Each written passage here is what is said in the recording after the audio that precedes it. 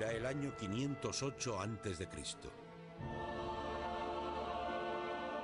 Este sería el primer paso de Atenas hacia el imperio y la gloria.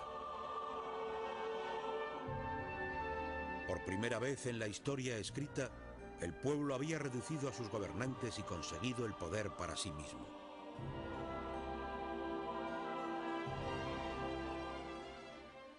Atenas en este momento está bajo el control del populacho. Gente corriente que se había rebelado sin un liderato organizado. Y la pregunta es, ¿y ahora qué pasa? En este nuevo amanecer, el pueblo ateniense se dirigió a un hombre. Un personaje cuya vida, cuyas experiencias y decepciones le habían proporcionado una visión única. Recuperaron a Cleístenes de su exilio y le pidieron que formara un gobierno.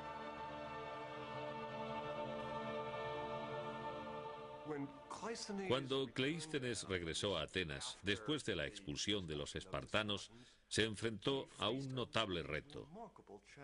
No existía la posibilidad de coger y volver a poner en el poder a un grupo de aristócratas. No era posible para él declararse a sí mismo tirano. En cierto sentido, lo que Cleístenes tenía que hacer era diseñar una revolucionaria solución gubernamental para una situación política revolucionaria.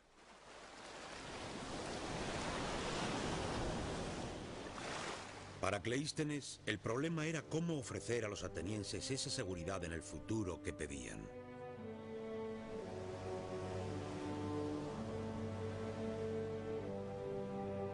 En una colina ateniense se estaba excavando en la roca una gran sala de reuniones. Aquí, a la sombra de la Acrópolis, los ciudadanos de Atenas ahora se podían reunir para discutir el futuro de su estado.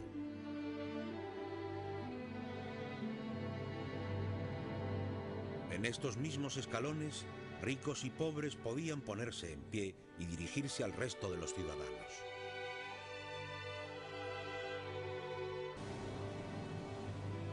Y en el lugar donde una vez el gobierno se había decidido mediante la fuerza de una espada o por el golpe de una afilada lanza, Cleístenes instituyó el voto simple. Una piedrecita blanca para el sí, una piedrecita negra para el no.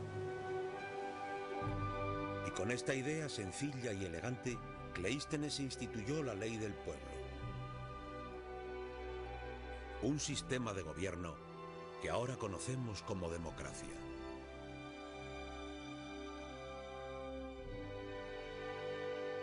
La Gran Asamblea ateniense se reuniría cada 9 días para votar temas referentes a toda la administración del Estado. Desde el incremento de los impuestos a la construcción de las carreteras. Desde el precio de los higos hasta la declaración de una guerra.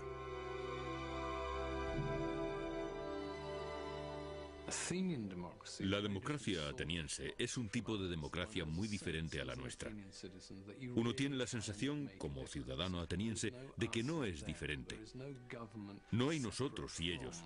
No hay un gobierno separado del ciudadano ateniense corriente. Ellos son el gobierno. La democracia representaba un gran salto. Una cultura originalmente elitista y heroica ahora había cambiado, y la idea era que incluso los griegos normales, que no eran aristócratas ni ricos, pudieran ser héroes en la política.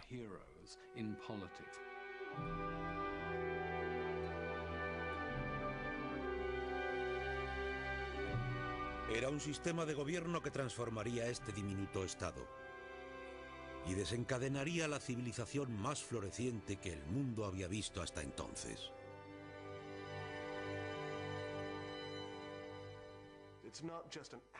No solo tenías la democracia por accidente, sino que también tenías esta floreciente cultura.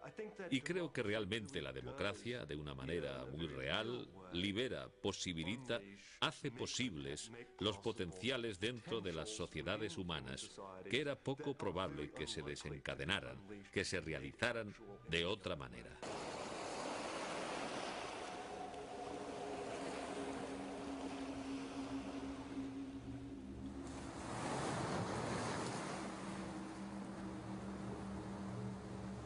Pero mientras la democracia de Cleístenes se fortalecía, una nueva amenaza se congregaba en el este: el poderoso imperio persa. Los persas eran la mayor potencia de la época. Gobernaban un imperio que se extendía desde la India hasta el Mediterráneo. Según Atenas adquiría poder y confianza, los persas se daban cuenta de que este diminuto estado de su frontera oriental pronto supondría una amenaza.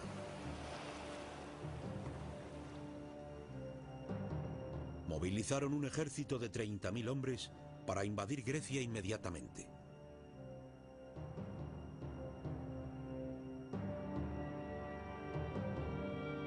La democracia de Cleístenes, apenas nacida, se iba a enfrentar ahora a su prueba más dura. Los persas vivían bajo un régimen de rígida tiranía. Al mando de su imperio se encontraba Darío, conocido por los griegos como el Gran Rey.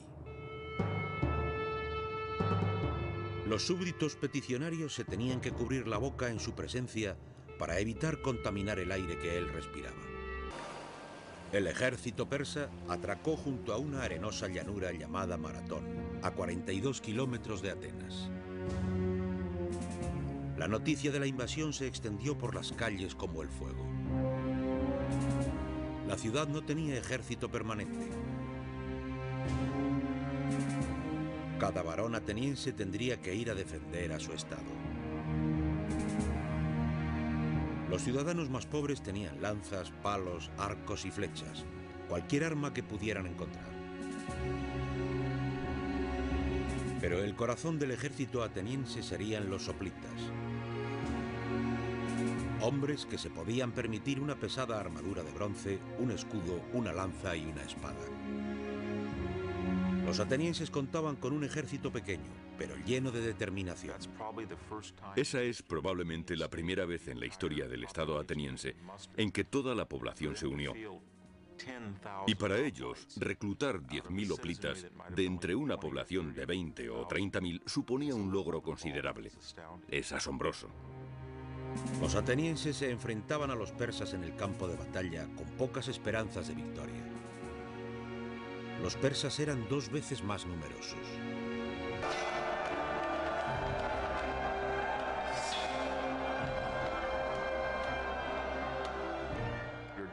Estás esquivando las lanzas de los hombres que tienes delante y detrás de ti. Probablemente no las podías ver ni oír, solo sentías la presión. No podías ver cómo se hundía la espada que te arrancaba uno de los testículos. No podías ver la lanza que te decapitaba. No tenías ni idea de lo que estaba pasando, solo el momento en que te herían. Y te dabas cuenta de que tenías que continuar y seguir apuñalando y permanecer en pie y esperar que los demás también hicieran lo mismo. Los atenienses habían cargado impetuosamente contra su enemigo. Y el frente persa no resistió el asalto.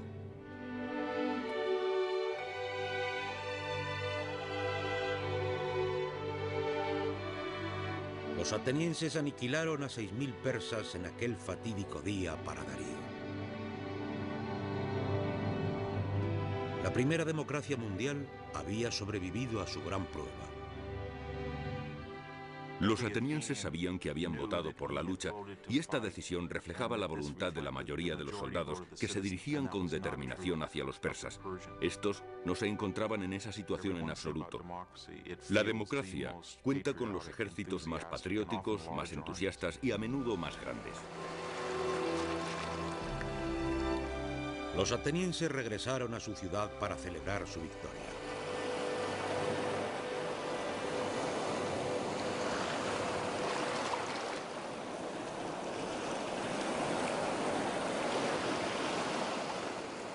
Entre ellos había uno para quien la guerra solo acababa de comenzar.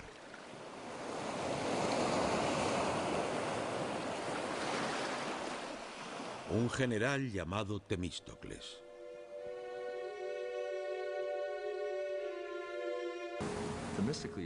Temístocles se dio cuenta de que si los persas volvían de nuevo, se asegurarían de no volver a ser derrotados por tierra. No había manera de que los atenienses se pudieran fiar de las tradicionales técnicas de lucha de los hoplitas. Temístocles empezó a desarrollar una estrategia nueva y osada, empleando el arma más avanzada de la época: la trireme.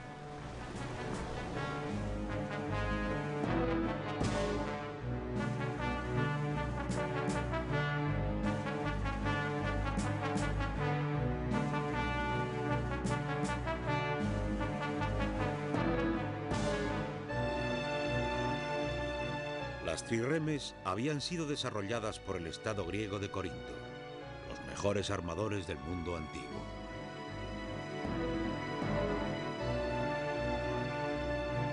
Situando a 170 remeros en 3 niveles, la combinación de su peso ligero con la potencia de remada les proporcionaba una asombrosa velocidad y maniobrabilidad. No había ninguna otra nave como esta. En términos contemporáneos, una trireme es un misil. El objetivo de una trireme es chocar contra el barco enemigo. Es un arma muy estrecha, muy ligera, muy brillante y muy rápida. Pero estas trirremes también eran excesivamente caras. Y la visión de Temístocles de una vasta armada ateniense no se hubiera hecho realidad si no hubiera sido por un golpe de suerte.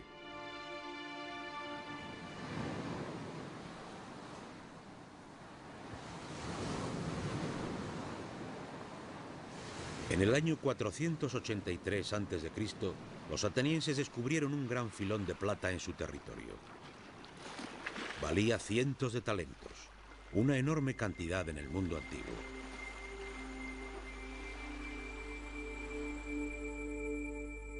Los atenienses querían repartirse estas nuevas riquezas halladas. Pero entonces Temístocles se puso en pie en la asamblea.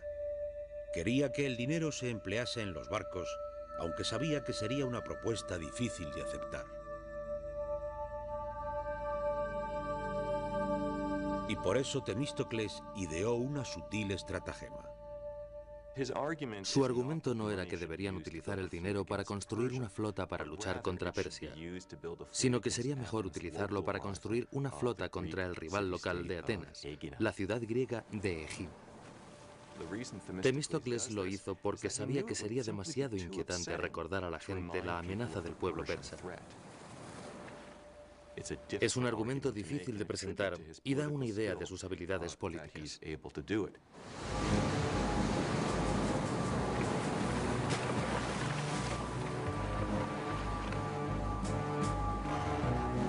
Temístocles convenció a los atenienses para que construyeran la mayor fuerza naval de Grecia.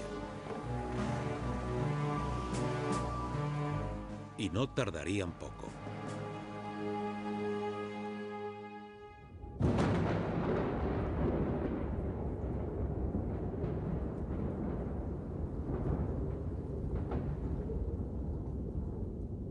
El gran rey persa Darío murió en el año 486 a.C. y su hijo Jerjes asumió el trono de su padre. La primera acción de Jerjes fue reclamar venganza por la derrota de su padre a manos de los atenienses. En nombre de mi padre y en nombre de todos mis súbditos, no descansaré hasta haber tomado Atenas y hacerla arder en llamas. Como potencia imperial, los persas no pueden permitir que los estados pequeños y potencias regionales como esta les derroten con impunidad. Jerjes comenzó a organizar sus ejércitos. Reclutó tropas en cada rincón del imperio: árabes, egipcios, fenicios y persas. Los rumores llegaron a Atenas afirmando que el ejército de Jerjes contaba con casi 2 millones de hombres, que era el mayor ejército que jamás había visto el mundo y que pronto estarían listos para marchar.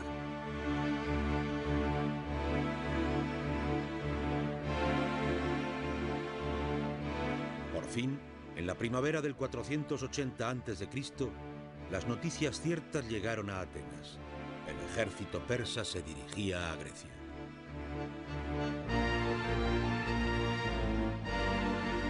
Los documentos históricos dicen que las tropas de Jerjes secaron los ríos, pisotearon los campos, destrozando las tierras mientras marchaban hacia Grecia. Jerjes confiaba en la victoria. Debemos extender el imperio de Persia para que sus fronteras sean el propio cielo de Dios, para que el sol no mire hacia ninguna tierra que no sea nuestra.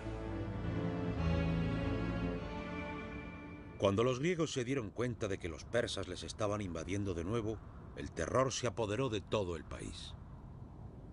Para los atenienses, que sabían que serían el primer objetivo de Jerjes, este parecía ser el fin. El pánico se apoderaba de la ciudad y dirigieron su mirada a los dioses.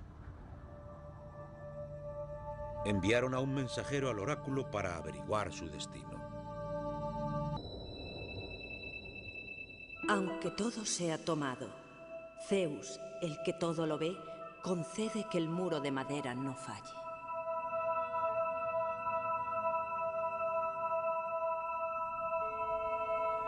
Ahora se preguntaban qué podría ser este muro de madera. Algunos decían que significaba la fortaleza del centro de Atenas, la Acrópolis, pero Temístocles tenía otra idea. Leyó el oráculo e insistió en que tenía una interpretación diferente. Que los barcos eran la barricada de madera que sería la clave de nuestro éxito. El plan de Temístocles era atrevido. Eludir el conflicto en tierra y luchar contra los persas en el mar.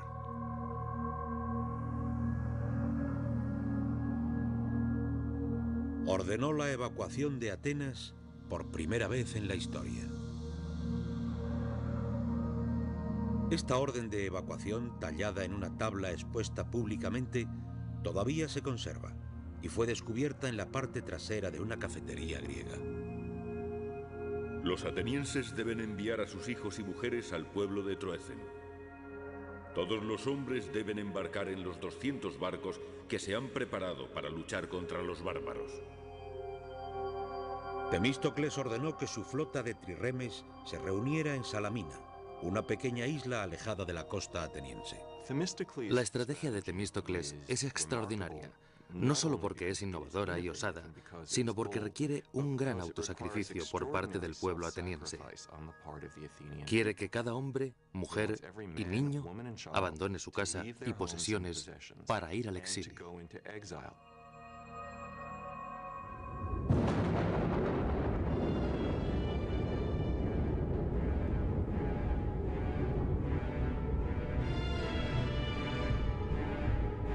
Con Atenas abandonada, el gran ejército de Jerjes entró en la ciudad.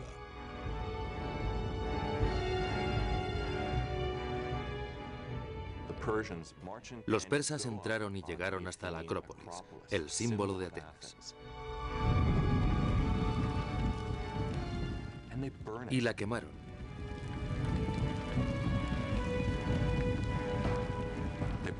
Quemaron los templos y desde Salamina podías ver cómo subía el humo.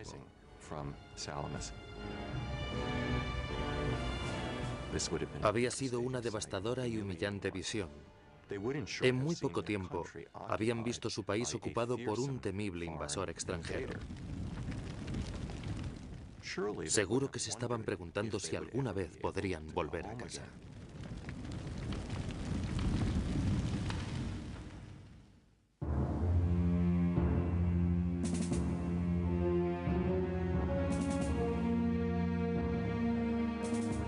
Cuando la noche cayó, Temístocles se reunió con los líderes de los otros estados griegos en la isla de Salamina. Ellos también habían congregado aquí a sus flotas, que eran mucho más pequeñas que la ateniense. Sus correos se habían informado que los persas no solo habían tomado Atenas, sino que también habían reunido una gigantesca flota 4 veces mayor que la del ejército griego. Pero los planes de Temístocles seguían en pie. Temístocles se aferra a sus armas y planea derrotar a los persas en el mar. Quiere luchar en este estrecho brazo de mar entre la isla de Salamina y la tierra firme ateniense. Lo difícil sería conseguir que el enemigo luchase allí, porque los persas no eran estúpidos. Temístocles envió a su sirviente a Jerjes con un mensaje aparentemente traicionero. Los griegos tienen miedo y planean huir. Están peleando entre sí y no ofrecerán resistencia. En este momento tienes la oportunidad de conseguir un éxito incomparable. Y tan impaciente estaba Jerjes por conseguir la victoria que cayó en la estratagema de Temístocles. Jerjes pone información a sus almirantes. Estos embarcan y pasan toda la noche remando. Envían a un contingente al desfiladero del este, el Estrecho, e intentan bloquearlo.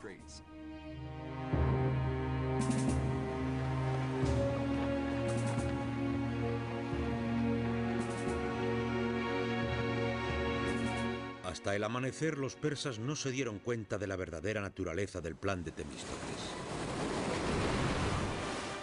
No se encontraron a los griegos desordenados, sino dispuestos en una línea de batalla que cruzaba el estrecho que tenían frente a ellos. Habían conseguido que la flota persa penetrara tanto en el estrecho que no tenía espacio para maniobrar. Las poderosas trirremes griegas arremetieron contra ellos sin misericordia. El dramaturgo griego Esquilo luchó en la batalla y vivió para relatarlo. Oíamos por todas partes esta voz de exhortación. Avanzad, hijos de Grecia, salvad a vuestra tierra de la esclavitud, salvad a vuestras esposas, salvad a vuestros hijos. Este día la causa común de todos demanda vuestro valor. Las fuerzas griegas embistieron a la acorralada flota persa.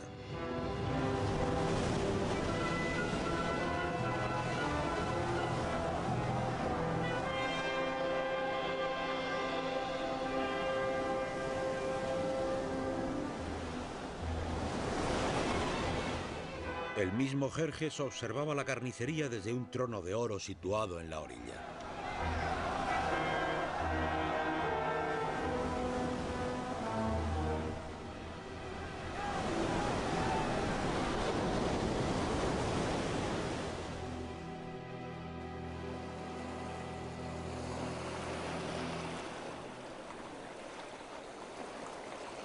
Al final de la batalla, los persas habían perdido 200 barcos. Para los griegos era una victoria extraordinaria y decisiva. La victoria de Salamina es muy importante para Grecia y para los atenienses. Destroza a la armada persa. Ya no pueden garantizar los suministros a su ejército, ni pueden garantizar la seguridad del rey, que inmediatamente debe regresar a Asia Menor si todo va bien. En palabras más prácticas, el juego ha terminado y los griegos han ganado. Los atenienses van a tener en adelante la superioridad naval en el este del Mediterráneo. Así de grande es su victoria sobre la flota persa. Y este momento era suyo. Antes, como ya saben, los atenienses dirigían la confederación naval, pero ahora están en el camino de convertirse en una superpotencia.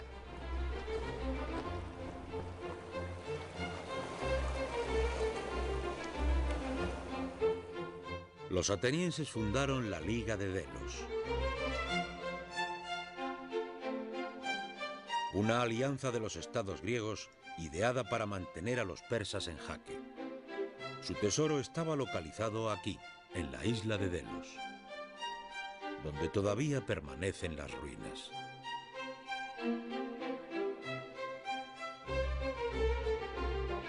Hacia el 450 a.C., esta liga tenía más de 200 estados miembros, pero Atenas era el líder indiscutible. La Liga de Delos se había convertido en el imperio de Atenas, aunque el nombre fuera diferente.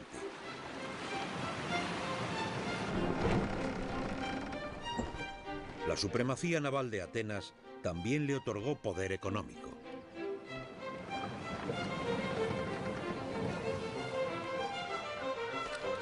Se convirtió en una ciudad situada en el centro de una vasta red comercial. Los bienes de todo el Mediterráneo iban a parar a sus puertos.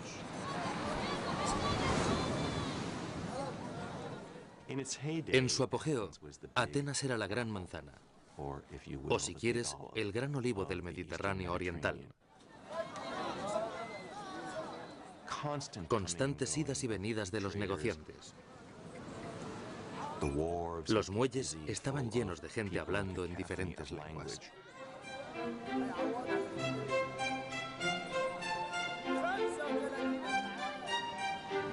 Un autor contemporáneo dio cuenta de la diversidad de los bienes en el mercado ateniense.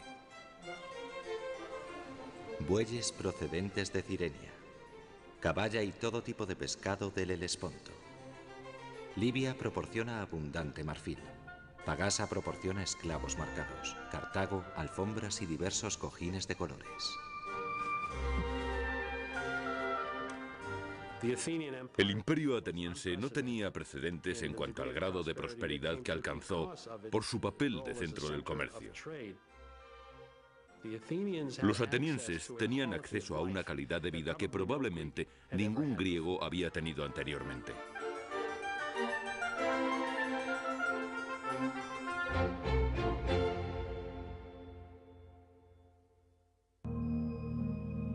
Los atenienses protegían con entusiasmo su democracia de cualquier amenaza extranjera o doméstica.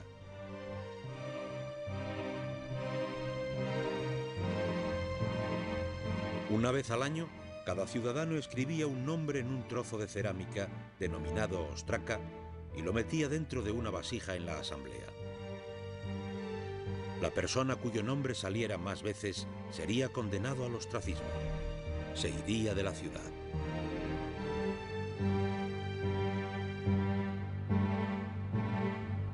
Así es como los atenienses protegían su gobierno, expulsando a cualquier persona que creyeran que podía llegar a ser demasiado poderosa. La democracia ateniense podía señalar a cualquier ciudadano, incluso al héroe más grande de la guerra. El mismo Temístocles también se vio atacado.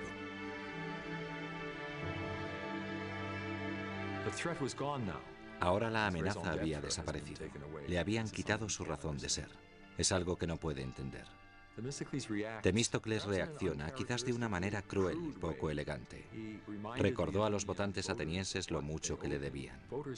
Los votantes no quieren que se les recuerde en ningún momento lo que deben a sus políticos. Quieren que se les diga lo que sus políticos pueden hacer por ellos. El pueblo ateniense señaló al veterano político, calculador, cruel, pero profundamente democrático. Condenaron al ostracismo al hombre que les había conducido hacia su mayor victoria.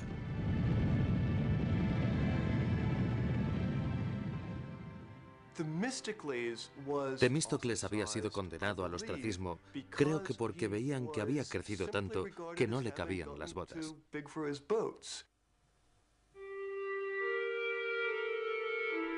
Se han encontrado algunos ostracas que todavía llevaban el nombre de Temístocles grabado, escondidos en el fondo de un antiguo pozo.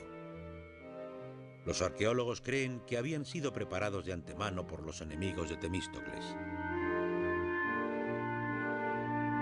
para entregárselos a los votantes atenienses que no sabían escribir.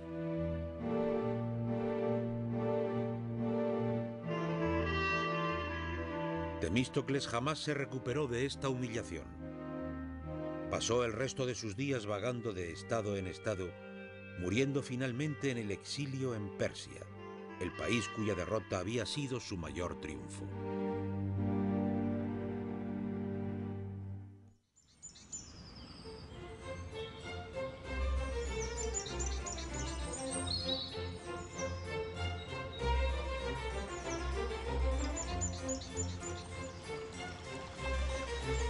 Los atenienses ahora estaban buscando un líder que pudiera satisfacer su recién hallado sentido de gloria imperial. Y encontraron a un hombre que parecía ser el perfecto reflejo de este nuevo ideal. Un hombre que cambiaría la imagen de Atenas para siempre. Un hombre llamado Pericles.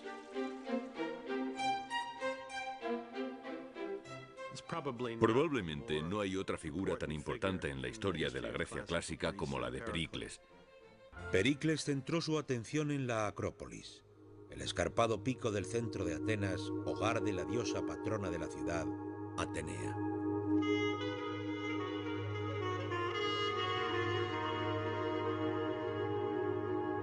Veinte años antes, los persas habían incendiado los templos que se encontraban aquí. Desde entonces, los atenienses no habían tocado estas ruinas como recuerdo a las víctimas de la guerra.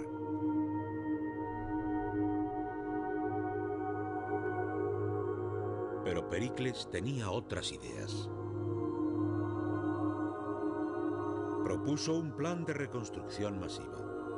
En su centro habría un nuevo Partenón o templo de Atenea, que sería el edificio más asombroso de la antigüedad.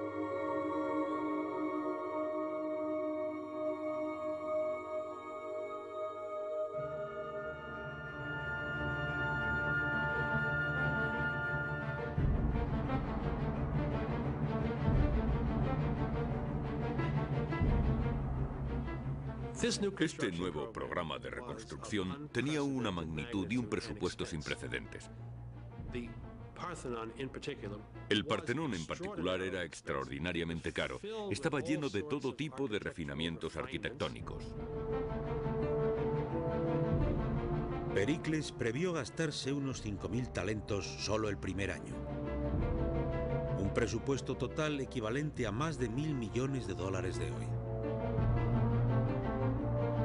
Su proyecto requeriría 20.000 toneladas de mármol.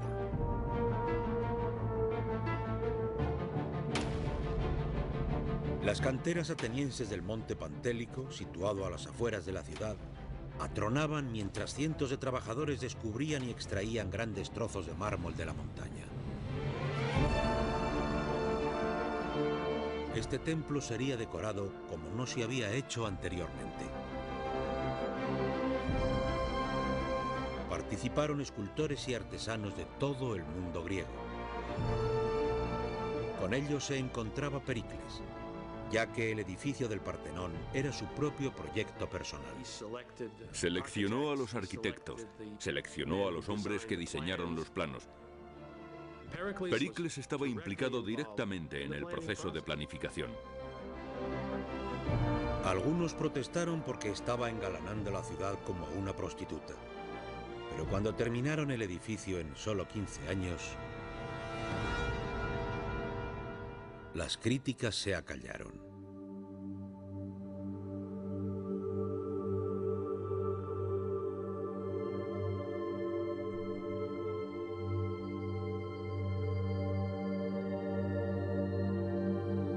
El Partenón era y todavía es el símbolo más glorioso del imperio de Atenas. Aquí está el corazón espiritual de la ciudad, señal de su riqueza, poder y genio artístico.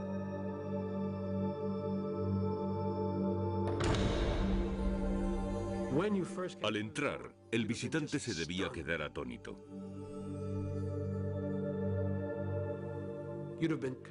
Inmediatamente se enfrentaría a una enorme estatua de Atenea de 12 metros, de oro y marfil colmada de joyas. Creo que la sensación que daba una estatua de ese tamaño y con ese tipo de vestimenta debería ser verdaderamente impresionante.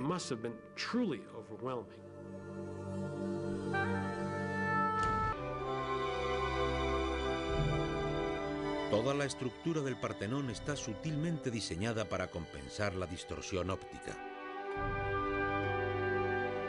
No hay ni un solo ángulo correcto en todo el templo. Los pilares están hinchados y el suelo curvado, todo para dar la apariencia de perfección. Es un asombroso testamento para los logros de la democracia ateniense. Un día, en el año 431 a.C., Pericles se subió al podium y presentó a los atenienses un osado y novedoso plan. Una propuesta que ofrecería a los atenienses su gloria suprema. Pericles pretendía derrotar al último rival de Atenas, la ciudad-estado de Esparta. Esparta era el único estado que competía con el poder de Atenas. Los espartanos controlaban todo el sur de Grecia y tenían una temible fuerza militar. Sus ciudadanos se preparaban desde su nacimiento para la guerra.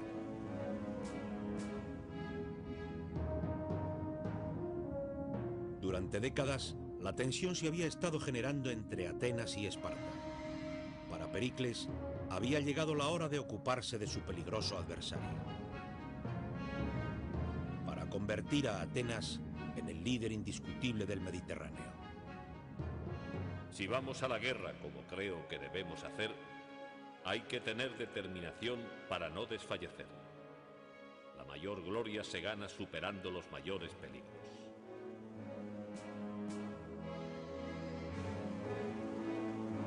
La asamblea apoyó el plan de Pericles. Los atenienses nunca se achicaban ante la lucha.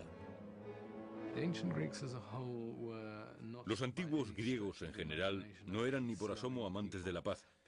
La paz era la interrupción de la guerra y no lo contrario. Y los atenienses eran tan belicosos como otros griegos cualesquiera.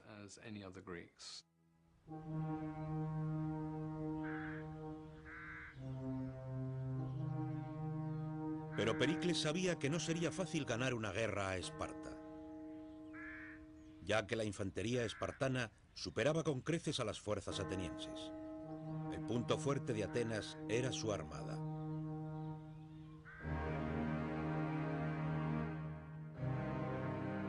Así que Pericles propuso una estrategia de asombrosa complejidad y sofisticación. Convenció a los atenienses para que abandonaran la tierra que rodeaba a Atenas y se retiraran tras los grandes muros que se extendían desde la ciudad hasta su puerto de El Pireo.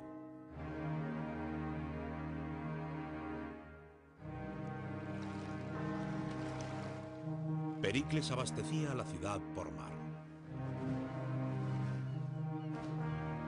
Los mercaderes traían grano, trigo y otros productos esenciales desde las colonias atenienses y países aliados del Mediterráneo.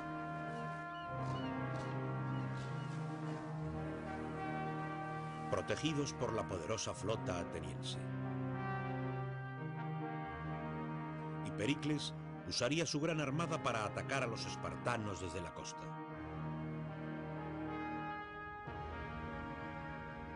Era una estrategia basada en una serie de supuestos evaluados con precisión.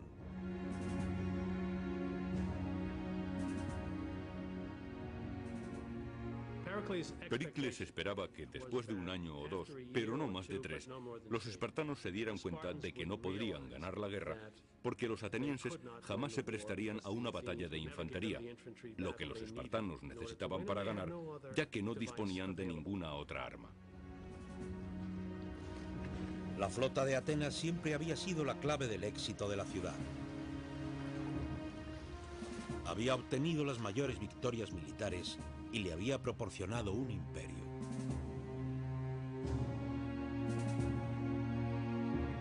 Pericles estaba seguro de que ahora esta flota podía proporcionar a Atenas su mayor triunfo.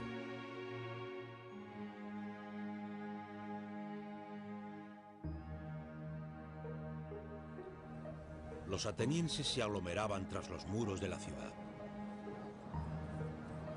Confiando en su visión de poder imperial y gloria, asumieron que la estrategia de Pericles solo proporcionaría la victoria. Pero entre esta ingente multitud se encontraba un hombre que rechazaba asumir cualquier cosa.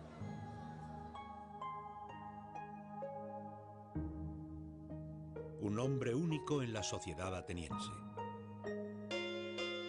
Un hombre llamado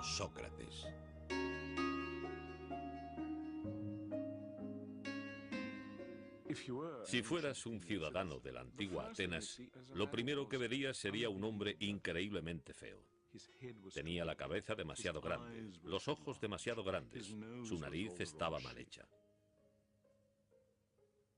El aspecto de Sócrates rompe todas las reglas de belleza de la Grecia clásica, del concepto de proporción y medida.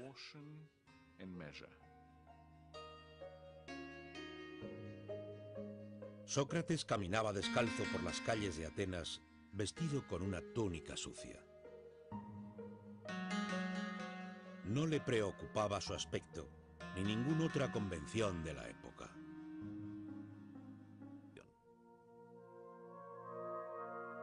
Sócrates se pasaba el día conversando, caminando por las calles de Atenas, hablando y debatiendo con cualquiera que se encontrara. Con unas 150.000 personas aglomeradas tras los muros de Atenas, estaba en su elemento. Una de las cosas más asombrosas de Sócrates es que es el primer individuo urbano fanático. Le encanta la ciudad. La vida de la ciudad es una de sus mayores preocupaciones. Sócrates se pasaba la vida cuestionando las creencias que sus conciudadanos atenienses tenían respecto a sus vidas, su idea sobre lo correcto y lo incorrecto, sobre lo bueno y lo malo. Y le encantaba poner las convenciones boca abajo.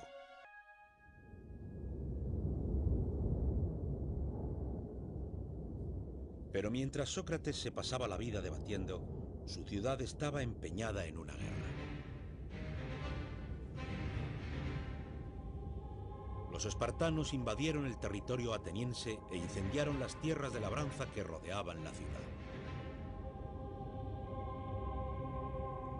Los atenienses estaban cada vez más inquietos. Podían ver desde los muros de la ciudad cómo destruían sus campos y cultivos. Pero tal era la reputación de Pericles que se las arregló para convencer a los atenienses de que siguieran apoyando su plan. La ciudad podía confiar en su flota y en las mercancías provenientes de todo el mundo para su suministro. Pero lo que Pericles ignoraba era que su flota transportaba una amenaza aún mayor.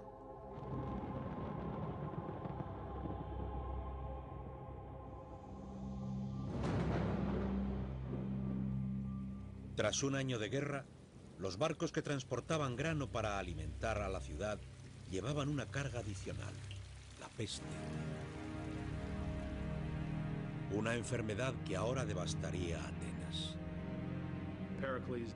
El plan de Pericles no pudo anticiparse a las dificultades que podían presentarse en aquellas circunstancias de aglomeración multitudinaria, y los resultados fueron horribles.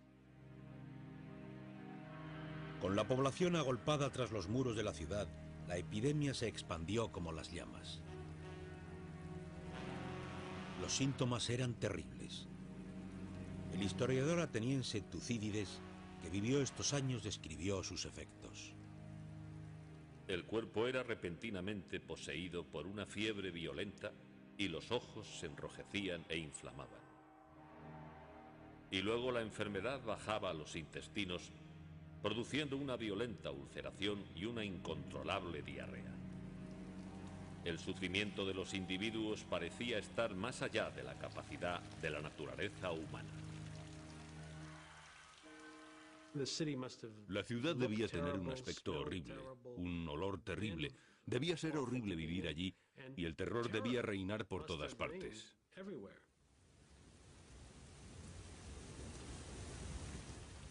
Los afectados, sacudidos por la fiebre y por una sed terrible, se arrastraban hasta los depósitos de la ciudad y conductos de agua para morir.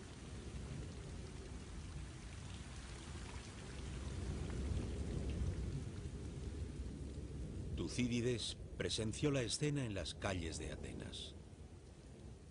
Los cuerpos de los moribundos se amontonan unos encima de otros y las criaturas medio muertas se arrastran por las calles. La catástrofe se ha intensificado tanto que a los hombres ya no les importa ninguna norma religiosa o legal.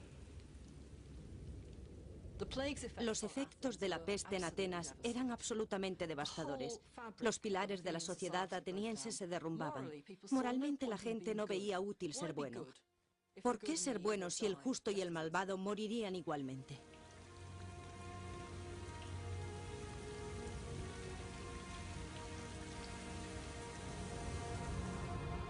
La peste mató a alrededor de un tercio de la población de Atenas.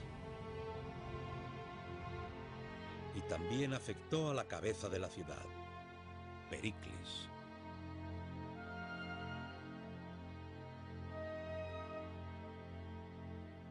Plutarco, biógrafo de Pericles, describió sus síntomas. La plaga afectó a Pericles, no con ataques agudos y violentos, sino con un agudo y persistente mal que agotaría las fuerzas de su cuerpo y debilitaría su noble alma.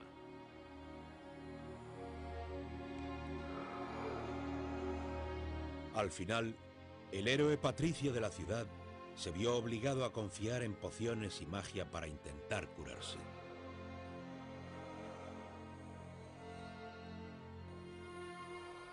Mostró a uno de sus amigos un amuleto que una mujer le había colgado alrededor del cuello, como si le quisiera decir que estaba tan enfermo que había admitido semejante tontería.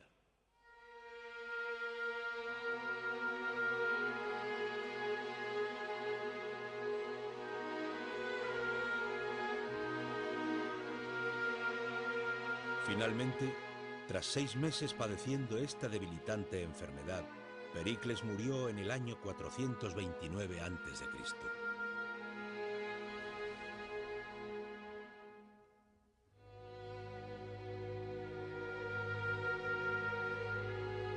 Pericles había planeado convertir a Atenas en la mayor potencia del Mediterráneo.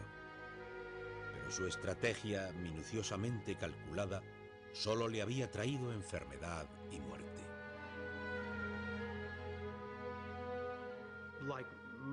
Al igual que la mayoría de los hombres brillantes, al igual que la mayoría de la gente que había tenido un gran éxito en sus vidas, Pericles ignoraba hasta qué punto las cosas pueden estar fuera del control de la mayor inteligencia y de las mejores mentes.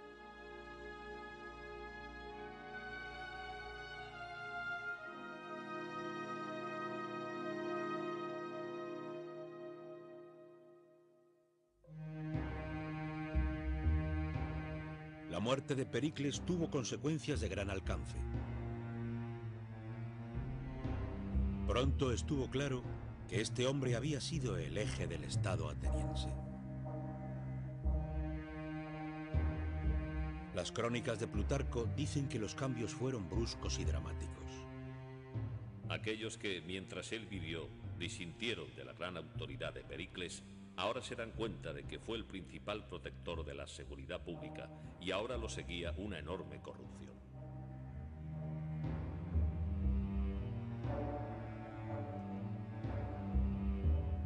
Ahora se ponían de manifiesto las debilidades de la democracia ateniense. Sin un solo líder fuerte y con innumerables personajes que luchaban por ocupar el primer puesto. Y estaban dispuestos a hacer lo que la gente quisiera si eso les daba poder. Los sucesores de Pericles, que querían ganar el liderazgo, se guiaban por los prejuicios y las pasiones de las masas para ganar su apoyo.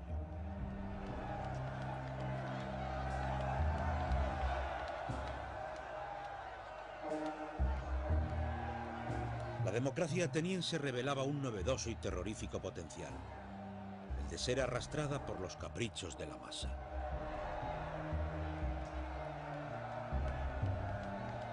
Debilitando su talento para luchar en una guerra.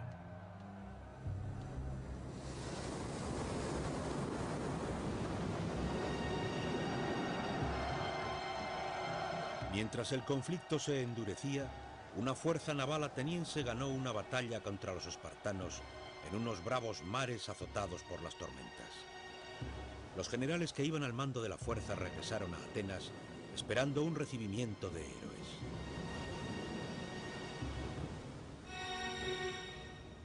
En lugar de ello, les encarcelaron.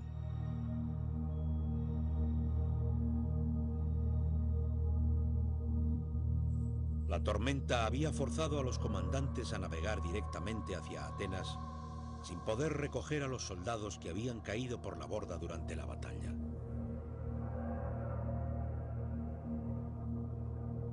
Algunos demagógicos oradores habían convencido a la asamblea de que esta falta en el rescate era un crimen tan espantoso que todos los generales debían ser juzgados y ejecutados.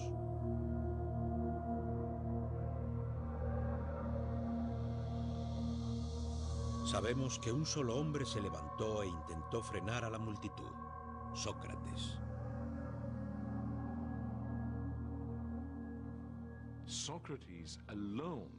Sócrates luchaba solo contra la reacción del público, que era muy agresiva y enloquecida, y dijo que no lo estaban haciendo bien, que él votaría en contra.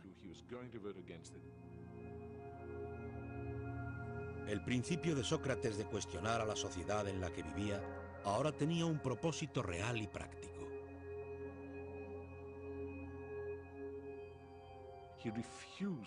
Se negó a ceder ante cualquier presión y pensó por sí mismo, e hizo lo que su conciencia y su razonamiento le decían que era lo adecuado.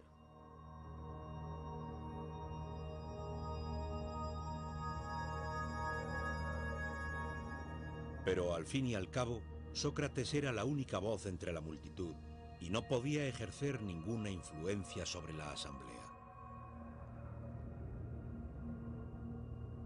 Condenaron a los generales a muerte haciéndoles beber cicuta.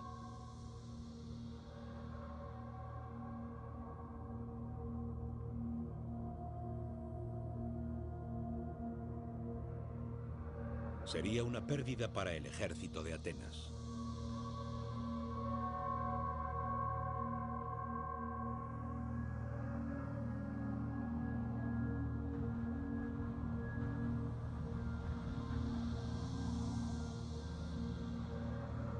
La asamblea en manos de déspotas que solo se preocupaban de sí mismos, la otrora gloriosa Atenas empezó a perder su rumbo. Tras la muerte de Pericles, Atenas jamás volvió a tener un líder político con una visión de futuro o con una serie de metas que podría intentar alcanzar con la esperanza razonable de hacerla realidad.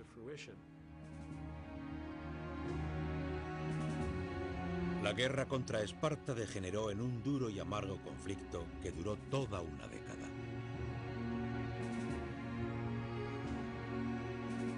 Los espartanos devastaron la tierra que rodeaba a Atenas. Mientras, todavía la flota proporcionaba los suministros a la ciudad. Pero ninguna parte era capaz de vencer a la otra.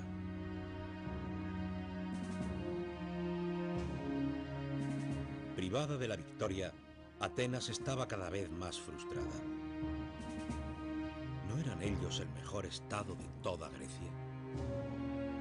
¿Seguro que llegaría la hora en que Atenas demostraría su poder de una vez por todas?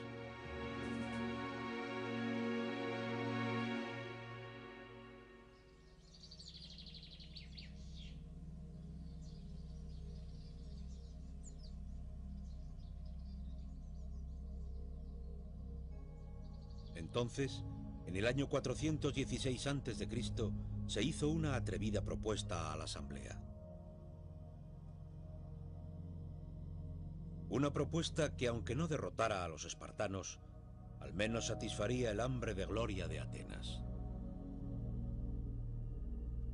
Una pequeña colonia griega situada en la isla de Sicilia había pedido protección. Protección ante un vecino aliado con Esparta.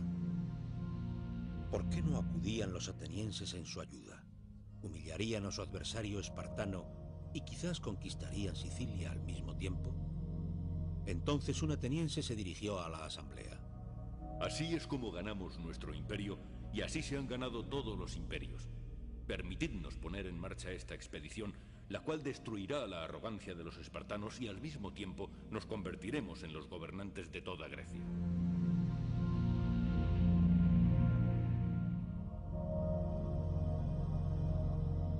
Era un plan osado que debía ser ejecutado a gran escala y que requería una flota de guerra y un ejército de unos 10.000 hombres.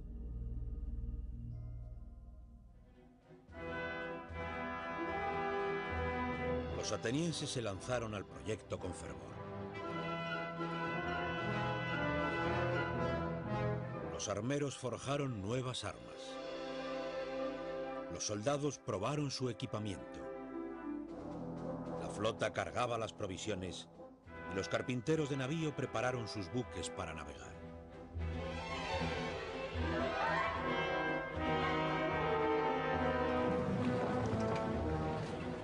Entonces, entre una gran fanfarria, la poderosa fuerza invasora partió hacia Sicilia.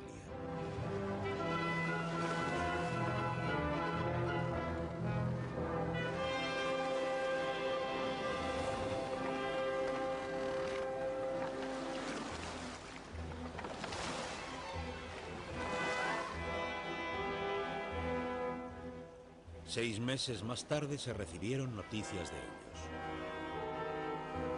La campaña no se estaba desarrollando tan rápido como esperaban. Necesitaban refuerzos. Y luego, nada. Ni una noticia.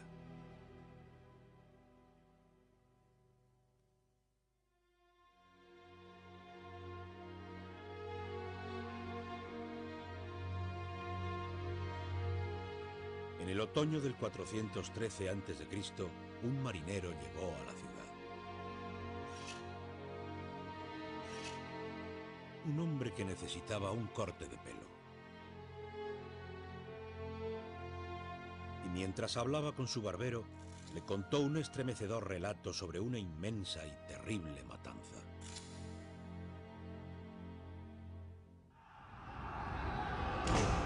Era la historia de un ejército invasor que había sido inmovilizado a su llegada, de cómo sus mandos habían discutido entre sí acerca de la estrategia, de cómo se les había agotado la comida y el agua, de cómo habían intentado vadear un río en un desesperado intento de escapar.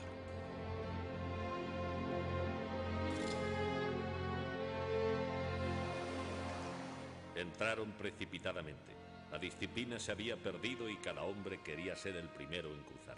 Se tiraban unos encima de otros y se pisaban los unos a los otros y bebían insaciablemente. El agua estaba sucia, pero aún así continuaban bebiendo lodo, sangre y de todo. Una capa de muerte yacía en el lecho del río.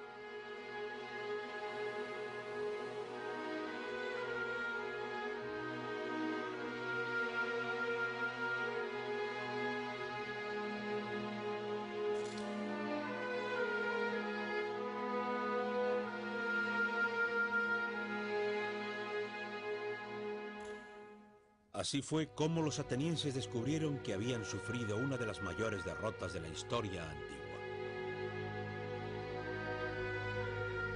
Unos 50.000 hombres habían sido asesinados o apresados.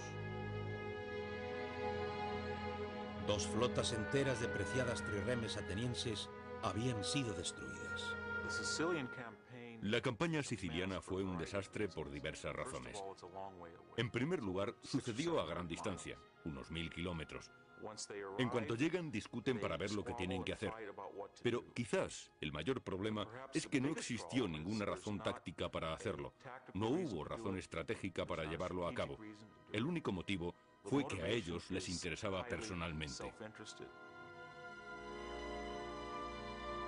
Los atenienses, poseídos por una visión de gloria, se habían comprometido a llevar a cabo una campaña inútil y vana. Tenían la idea equivocada de que podían hacerlo rápidamente. Desembarcar, lograr una rápida victoria y ganar un rico estado tributario. Tucídides registró las dimensiones de la devastación. Fue la acción más notoria que conocemos de la historia griega, ya que fue una derrota absoluta. Las pérdidas fueron totales. El ejército, la armada, todo fue destruido.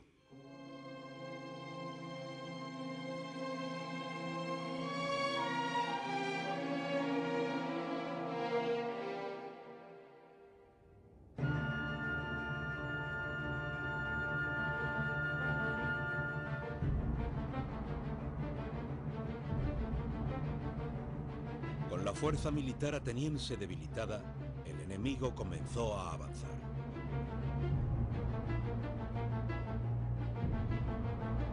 Los persas, que habían sido humillados por los atenienses 50 años antes, veían ahora la oportunidad de vengarse. Acudieron a los espartanos ofreciéndoles ayuda. Los persas lo habían estado observando detenidamente y decidieron intervenir y ayudar a los espartanos. Y esa ayuda fue en forma de remeros y barcos. Aunque Esparta no había sido una potencia naval con anterioridad, ahora tenía una flota pagada con el oro persa.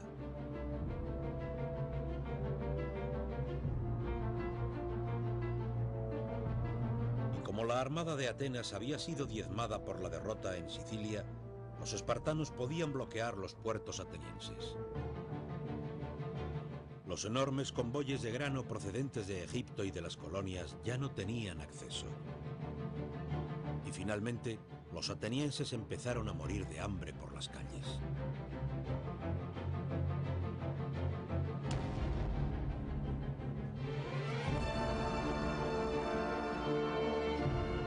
El pueblo acudió a la diosa Atenea.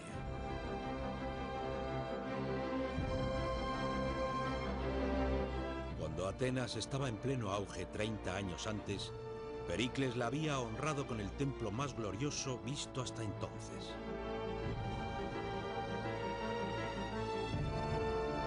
Pero la diosa no les podía ayudar.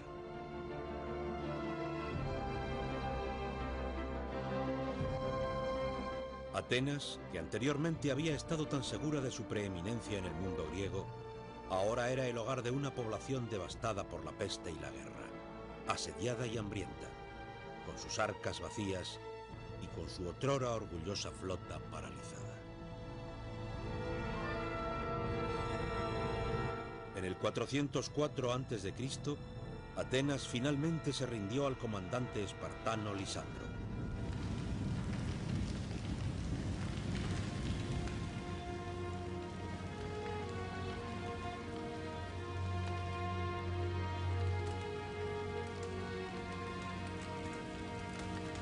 Las condiciones de los espartanos eran muy duras.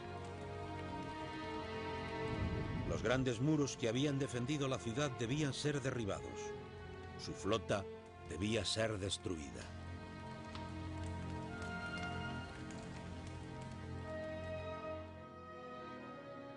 Tenemos este maravilloso grabado de Lisandro navegando por el Pireo, desmantelando la flota ateniense. Esto es importante porque la destrucción es, simbólicamente, una destrucción del imperio ateniense.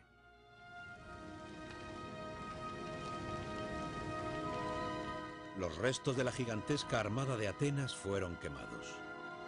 Solo se dejaron 12 barcos.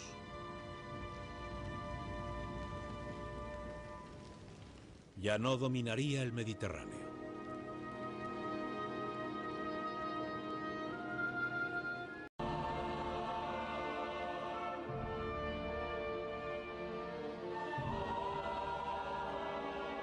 Era el año 508 a.C. Este sería el primer paso de Atenas hacia el imperio y la gloria.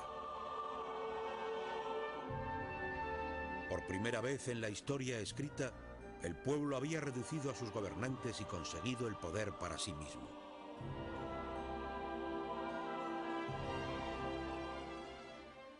Atenas en este momento está bajo el control del populacho. Gente corriente que se había rebelado sin un liderato organizado. Y la pregunta es, ¿y ahora qué pasa? En este nuevo amanecer, el pueblo ateniense se dirigió a un hombre. Un personaje cuya vida, cuyas experiencias y decepciones le habían proporcionado una visión única. Recuperaron a Cleístenes de su exilio y le pidieron que formara un gobierno.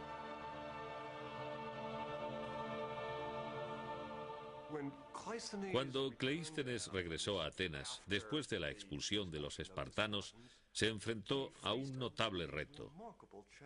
No existía la posibilidad de coger y volver a poner en el poder a un grupo de aristócratas. No era posible para él declararse a sí mismo tirano. En cierto sentido, lo que Cleístenes tenía que hacer era diseñar una revolucionaria solución gubernamental para una situación política revolucionaria.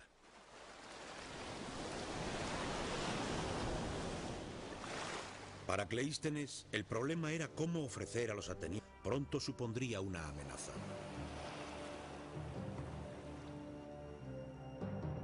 Movilizaron un ejército de 30.000 hombres para invadir Grecia inmediatamente.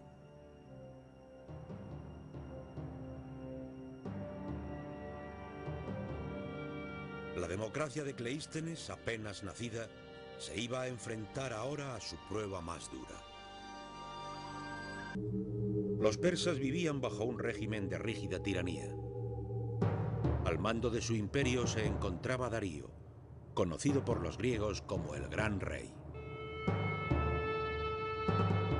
Los súbditos peticionarios se tenían que cubrir la boca en su presencia para evitar contaminar el aire que él respiraba.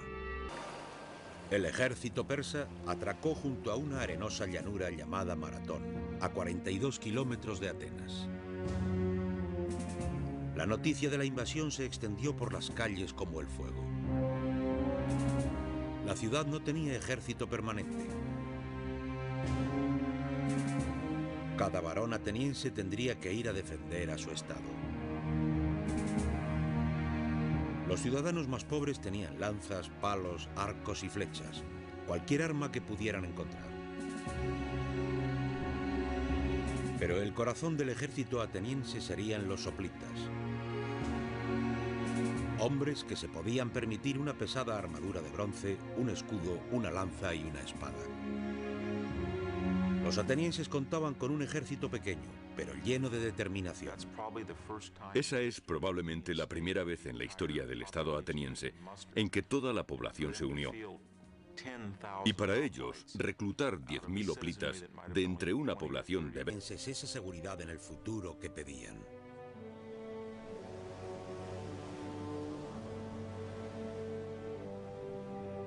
En una colina ateniense se estaba excavando en la roca una gran sala de reuniones.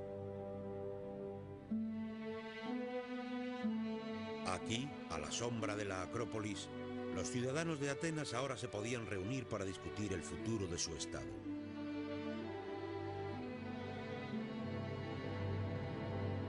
En estos mismos escalones, ricos y pobres podían ponerse en pie y dirigirse al resto de los ciudadanos.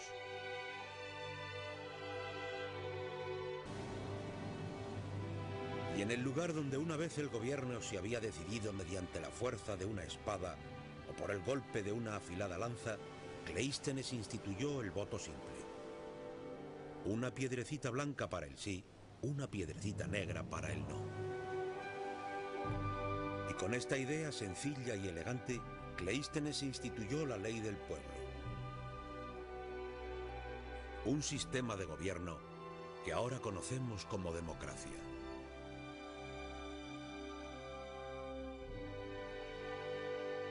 La Gran Asamblea ateniense se reuniría cada 9 días para votar temas referentes a toda la administración del Estado. Desde el incremento de los impuestos a la construcción de las carreteras. Desde el precio de los higos hasta la declaración de una guerra.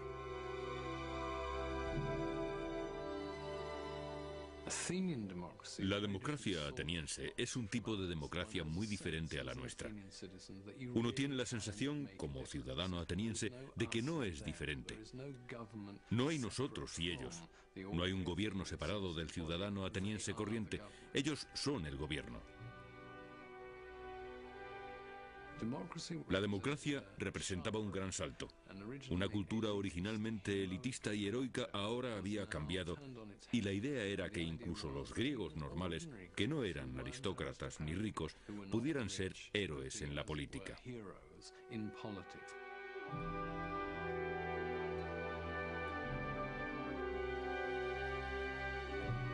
Era un sistema de gobierno que transformaría este diminuto estado y desencadenaría la civilización más floreciente que el mundo había visto hasta entonces.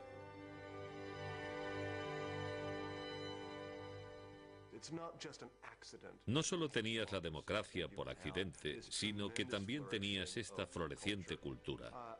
Y creo que realmente la democracia, de una manera muy real, libera, posibilita, hace posibles los potenciales dentro de las sociedades humanas, que era poco probable que se desencadenaran, que se realizaran de otra manera.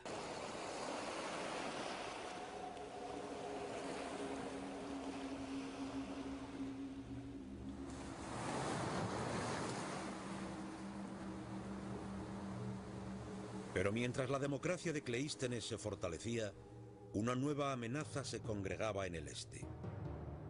El poderoso imperio persa. Los persas eran la mayor potencia de la época. Gobernaban un imperio que se extendía desde la India hasta el Mediterráneo. Según Atenas adquiría poder y confianza, los persas se daban cuenta de que este diminuto estado de su frontera oriental, 20 o 30.000, suponía un logro considerable. Es asombroso.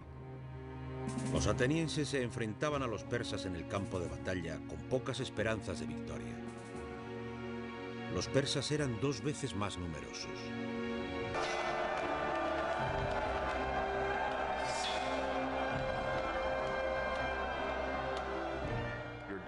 Estás esquivando las lanzas de los hombres que tienes delante y detrás de ti.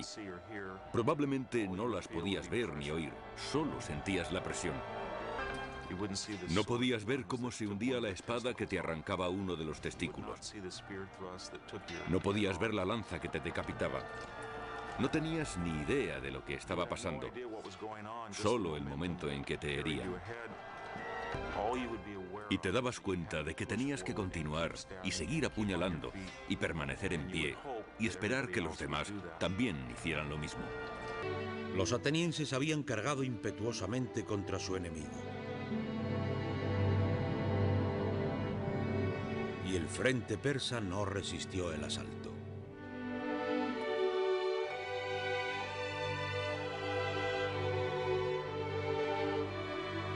Los atenienses aniquilaron a 6.000 persas en aquel fatídico día para Darío.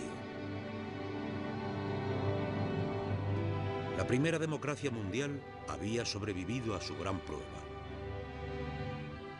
Los atenienses sabían que habían votado por la lucha y esta decisión reflejaba la voluntad de la mayoría de los soldados que se dirigían con determinación hacia los persas. Estos no se encontraban en esa situación en absoluto. La democracia cuenta con los ejércitos más patrióticos, más entusiastas y a menudo más grandes.